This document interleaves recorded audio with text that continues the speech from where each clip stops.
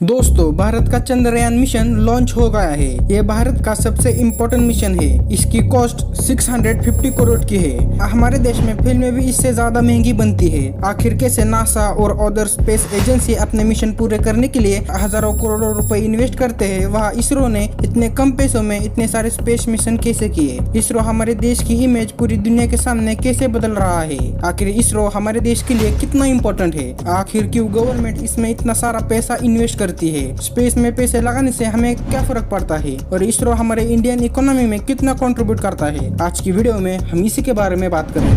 9, 8, 7, 6, 5, 4, 3, 2, 1, 0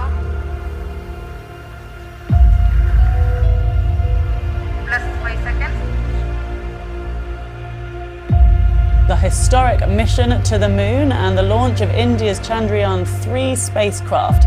मानव सहित गगनयान लेकर के चलेंगे।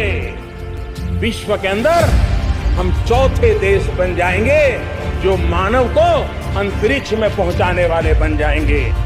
और दोस्तों, इसरो यानी इंडियन स्पेस रिसर्च ऑर्गेनाइजेशन, इसकी शुरुआत डॉक्टर विक्रम साराभाई ने 1969 में की थी, जब हमारा देश एक इकोनॉमिक क्राइसिस से गूंज रहा था। ना ही इस देश में ज्यादा लोग एजुकेटेड थे और ना ही इस देश के पास ज्यादा रिसोर्सेज थे। ऐसी कंडीशन में इसरो की शुरुआत हुई। भारत ने अपना पहला रॉकेट लॉन्च करने के लिए साइकिल और बैलगाड़ी का यूज किया और ये साइकिल और बैलगाड़ी वाला सफर आज चांद और मंगल तक पहुँच गया है। आज इसरो भी नासा जैसे बड़े ऑर्गेनाइजेशन से कंधे मिलाकर खड़ा है और ये हमारे लिए प्राउड की बात है। लेकिन अब सवाल ये आता है कि ये चंद्रयान हमारे लिए कितना इम्पोर्टेंट है? दोस्तों, चंद्रयान मिशन सिर्फ इंडिया के लिए ही नहीं बल्कि पूरी दुनिया के साइंस कम्युनिटी के लिए सबसे ज्यादा इम्पोर्टेंट मिशन है। लेकिन कैसे? दोस्तों, मून की सिर्फ एक साइड ही हमें दिखती है, मून की दूसरी साइड हमें कभी नहीं दिखती। मून का 41% एरिया हमसे छुपा हुआ है और इसी साइड में करोड़ों सालों से सनलाइट कभी पहुंची ही नहीं है। चंद्रमा का ये एरिया पूरी तरीके से कभी डिस्कवर किया गया ही नहीं। अगर चंद्रयान मिशन सक्सेसफुल होता है तो मून की और स्पेस की और भी इंफॉर्मेशन हमें मिल सकती है, जिससे पूरी दुनिया के साइंटिस्ट कम्युनिटी को काफी ज्यादा फायदा मिल सकता है।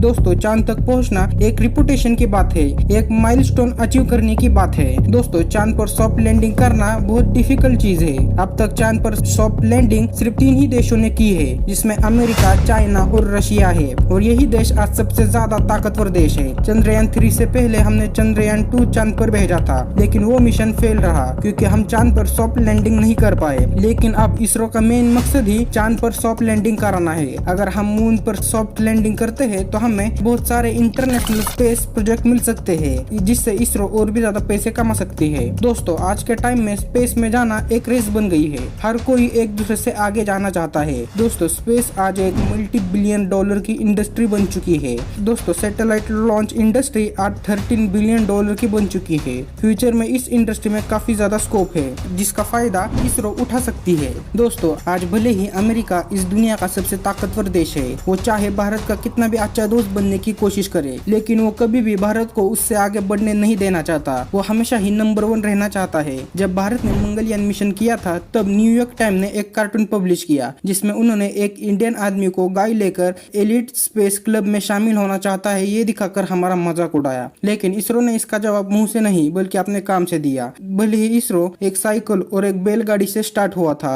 लेकिन आज यही इसरो भारत को गर्व करा रहा है। भारत की इमेज पूरी दुनिया के सामने बदल रहा है और यही इसरो पे हमें नाज है। दोस्तों, इस पे आपकी क्या राय है हमें कमेंट करके जरूर बताएं और इस वीडियो से आपको थोड़ी बहुत भी इन्फॉर्मेशन प्रोवाइड हुई तो इस चैनल को सब्सक्राइब भी जरूर करें, क्योंकि आपके एक सब्सक्राइब से हमें बहुत बड़ी हेल्प होती है। तब तक के लिए थैंक यू।